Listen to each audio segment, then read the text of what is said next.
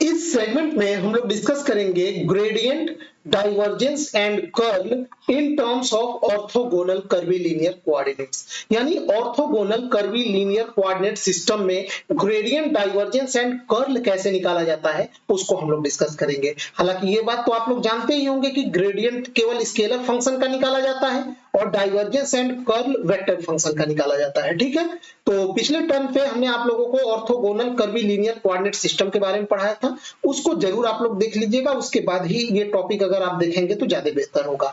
अब देखिए orthogonal curvilinear coordinate system में अपने डेल ऑपरेटर को हम लोग कैसे लिखते हैं। Del operator equal to u1 cap बटे h1 del by del q1 plus u2 cap by h2 del by del q2 plus u3 cap by h3 del by del q3। इसको आप लोग बिल्कुल रट जाइए ये डेल ऑपरेटर को, ठीक, बल्कि इसका टैटू बनवा लीजिए, क्योंकि ये अगर इसको इसी का हम लोग प्रयोग करके आगे 3-4 टॉपिक हम लोग डिस्कस करेंगे।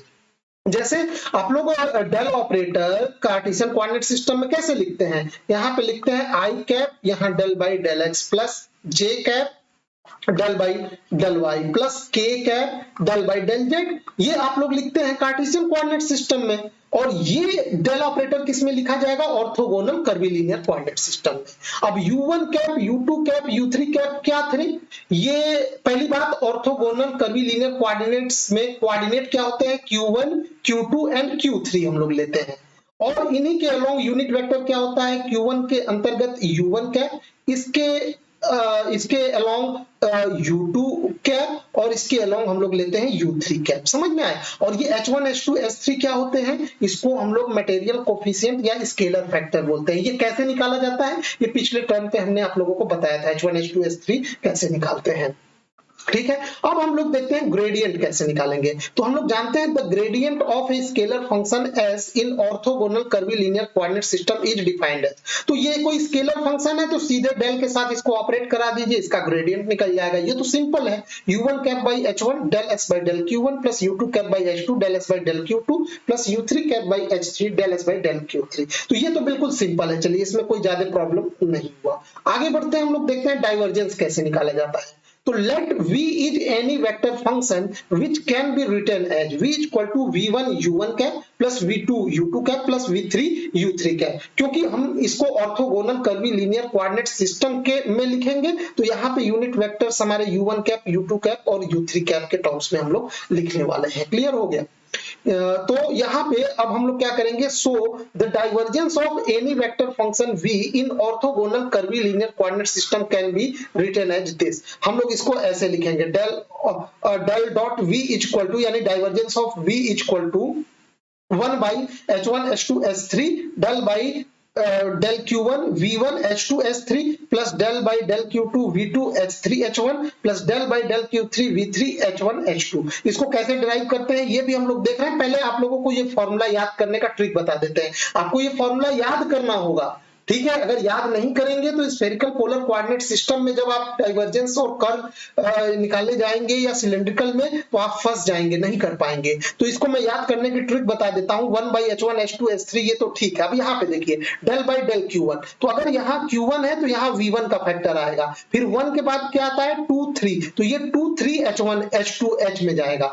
समझ में आया, h2 h3। जैसे यहाँ पे ये q2 है तो फिर यहाँ v2, फिर 2 के बाद क्या आता है 3 1, ये 3 1 h में लिखेंगे आप लोग। इसी प्रकार ये q3 है तो यहाँ हो जाएगा v3 और 3 के बाद 1 2 और ये 1 2 h में लिखेंगे आप लोग। समझ में आया। इस तरह से आप इसको प्रैक्टिस कर लीजिएगा, याद हो जाएगा। अब हम लोग इसका प्रूफ देखते हैं। तो देखिए डेल ऑपरेटर हम लोग कैसे लिखते हैं curvilinear orthogonal curvilinear coordinate system में, ये इस प्रकार लिखा जाता है। तो ये तो हमने लिख दिया और ये हमारा है v वेक्टर। तो चलिए इसका डाइवर्जेंस निकालते हैं। तो डॉट प्रोडक्ट निकालेंगे, तो डॉट प्रोडक्ट निकालेंगे तो आप लोगों को पता है u1 cap dot u1 cap ये 1 आएगा, u2 cap dot u2 cap ये भी 1 आएगा, u3 cap dot u3 cap 1 आएगा, बाकी सब 0 आएगा। u1 का u2 के साथ डॉट 0, u1 का u3 के साथ 0, u2 का u1 के साथ 0 और u3 के साथ 0। इसी प्रकार u3 का u1 और u2 के साथ 0, यानी जो सेम वाला है केवल वही सर्वाइव कर पाएगा। तो चलिए इसका सीधे डॉट इससे कर दीजिए, तो 1 by h1 del v1 by del q1 plus इसका इससे डॉट प्रोडक्ट सीधे कर दीजिए, तो यहाँ पे 1 by h2 del v2 by del q2 plus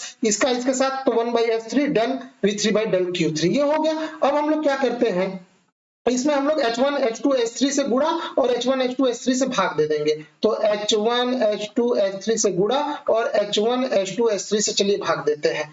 तो ये जो भाग दिए हैं ये तो चलिए यहाँ पे सीधे आ जाएगा, जो गुणा किए हैं तो ये तीनों फैक्टर जब इसमें गुणा होगा तो H1 से H1 कैंसिल आउट कर देगा, तो यहाँ H2S3 बचेगा। इसी प्रकार जब इसका गुणा इसमें होगा तो यहाँ पे ये 2 वाला कैंसिल करेगा, ये H3H1 बचेगा, और यहाँ पे ये 3 वाला कैंसिल करेगा और H1H2 बचेगा।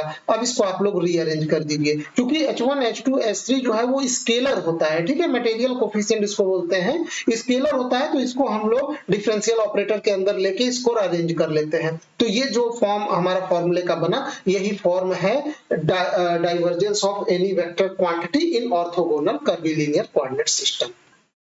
समझ में आया? अब जैसे हमें मान लीजिए स्फेरिकल पोलर में निकालना है, तो हम लोग स्फेरिकल पोलर कोऑर्डिनेट में H1, H2 और H3 निकाल लेंगे और सीधे यहाँ पे पुट कर देंगे, और Q1, Q2, Q3 तो हमें पता ही है स्फेरिकल पोलर, जैसे ये ऑर्थोगोनल कर्वीलिनियर कोऑर्डिनेट में Q1, Q2, Q3 तीन कोऑर्डिनेट है, तो स्फेरिकल पोलर में क्या होता है r theta phi, cylindrical polar में क्या होता है r थीटा जेड। तो Q1, Q2, Q3 की जगह ये सब पुट कर देंगे, और H1, H2, H3 भी निकाल के हम लोग यहाँ पे पुट कर देंगे। वो कैसे निकालेंगे वो हम लोग आने वाले लेक्चर्स में देखेंगे कि कैसे हम लोग H1, H2, H3 किसी पर्टिकुलर कोऑर्डिनेट सिस्टम में निकालते हैं, ठीक है।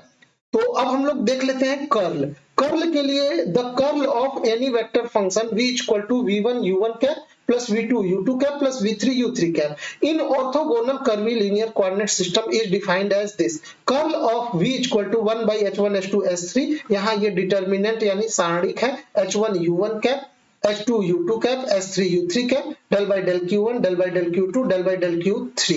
उसके बाद यहाँ पे क्या है v1 h1, v2 h2, v3 h3। अब इसको कैसे हम लोग बनाएंगे, कैसे डिराइव करेंगे, तो चलिए देखिए, डेल ऑपरेटर को हम लोग ऐसे लिखते हैं, ऑर्थोगोनल कर्वीलिनियर कोऑर्डिनेट सिस्टम में अभी मैंने बताया था, और ये हमारा है ये वेक्टर। तो इनका हमको कर्ल लेना है, तो चलिए कर्ल लेने के लिए आप लोग जानते हैं जब भी कर्ल निकाला जाता है या क्रॉस प्रोडक्ट, तो ये डिटर्मिनेंट बनता है, ऊपर ये u1 cap, u2 cap, u3 cap लिख देंगे।